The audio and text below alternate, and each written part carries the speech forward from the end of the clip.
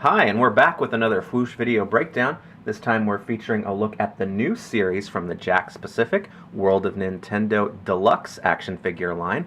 This is Series 1-2, and it features Ganon from the Legend of Zelda series, as well as the titular character from the Metroid series, the Metroid. These guys are following up Donkey Kong and Bowser from Series 1-1, and they are currently hitting online retailers like Big Bad Toy Store right now, and they are scheduled to hit the brick-and-mortar shops like Toys R Us very, very soon. Today we're going to just check out some of the highlights on these guys as well as their articulation breakdown, but head on over to thefwoosh.com very, very soon because we will have a full review and lots of pictures up on the main site. So let's take a look at Ganon first. This is Ganon as he appeared in the Legend of Zelda The Wind Waker series. So he is often referred to as Toon Ganon by fans of the franchise, and you can understand why that would be just because he has kind of cartoon features and builds that match up with the rest of the characters from the series. To give you an idea of his size, I have here the Jakks Pacific World of Nintendo Mario figure from their main 4-inch line. So as you can see, he's definitely quite a bit bigger, and he does fill out the box that he ships in quite well. So to get a look at his articulation, Ganon features a swivel neck as well as partial ball shoulders that can turn 360 degrees, and he has hinge elbows. He also features twist wrists, and that's really it when it comes to the articulation for this figure. His build, his design really inhibits anything else that you would be able to get in his chest region or feet, so it's really more of a character design limitation, I think, for the articulation with this figure rather than just not having the articulation added in.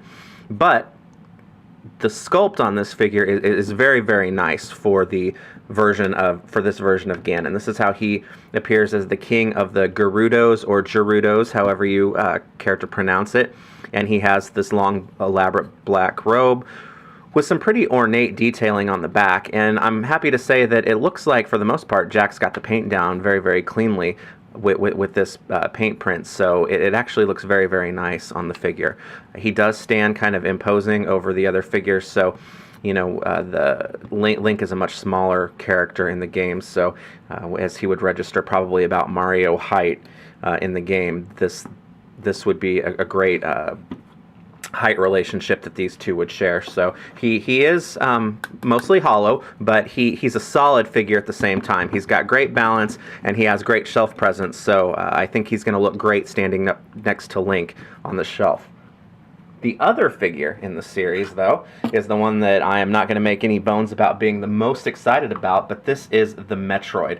I know this has been probably the most discussed figure of the line so far just because of its choice of inclusion in the line, and I have to say that I think it's probably the best figure that Jakks has done in the line so far. It's also very non-traditional in terms of, you know, a standard figure like Mario, so it doesn't fit the classic, you know, articulation scheme of arms and legs and whatnot, but the detailing on this figure is actually really, really nice in terms of the sculpt and paint. Jakks did a really, really fantastic job, and that goes for not only the underside here with the fangs or whatever you want to call these, with the lines there, but also underneath the dome. You can see that there are a lot of sculpted details in here for the inside of the Metroid, and the figure itself also features several articulation points. Each one of these tendrils includes a full 360-degree turning ball joint that can hinge back and forth, so you can actually get some really good posing options for this figure.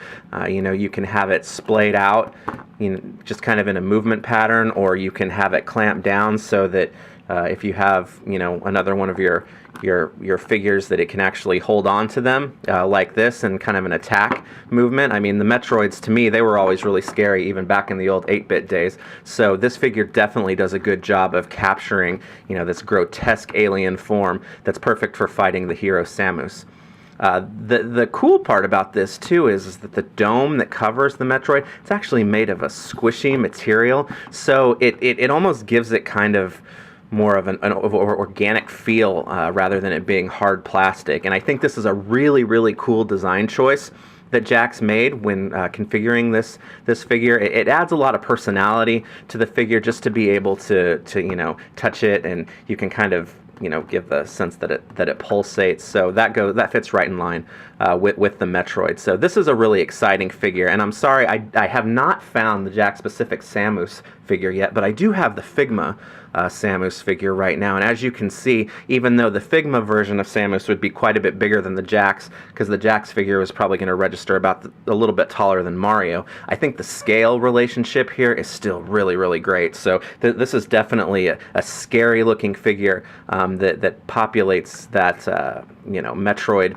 universe quite well. So this is going to be, I think this is going to be a very popular figure, not only amongst Nintendo collectors, but also just with good people who like good action figures. So I know that Bowser was always the tough one to find from this first series, and I look for the Metroid to be that way in this series. So when you see the Metroid pop up in a store, I wouldn't hesitate. I'd go ahead and grab it, because I think this is going to be an odds-on favorite early figure candidate for Figure of the Year, even though it doesn't kind of meet the same hallmarks as a traditional figure. It really is executed quite perfectly, and short of being able to light up, which I know the Jakks team wanted to do, it really does hit all the right notes. So I'm very impressed with that figure. But Ganon is a great representation of the Wind Waker version as well. Hopefully they'll get to his classic kind of devil pig version from the NES and SNES series. But for now, fans of the Wind Waker are going to have a really solid Ganon figure to go along with their Wind Waker Link. So as I said, these are hitting Big Bad Toy Store now, and they will be hitting the brick and mortar store soon. So be sure to check out thefwoosh.com for a full breakdown of these figures, including lots of pictures and a full review. And give us a like, subscribe, and let us know how you feel about these figures in the comments below. So until next time, keep on flooshing.